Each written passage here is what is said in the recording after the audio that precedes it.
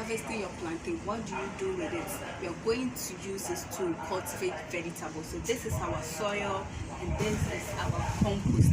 We're going to mix it together, and then we fill the holes that we have created here with the soil, and then we transplant our vegetables. So this plantain strands contains water, so you wouldn't have to worry about watering, or when there is no water or there is no rain, you don't have to worry, because your plantain strands will serve as moisture for the vegetables to do well. So most people leave this on the farm, they don't do anything with it, but you can bring it to the house and use it to cultivate vegetables. So we can have a lot of vegetable seedlings just occupying a small space. So the need for us to get utilized of our plantain strands that have been left on the farm to go waste.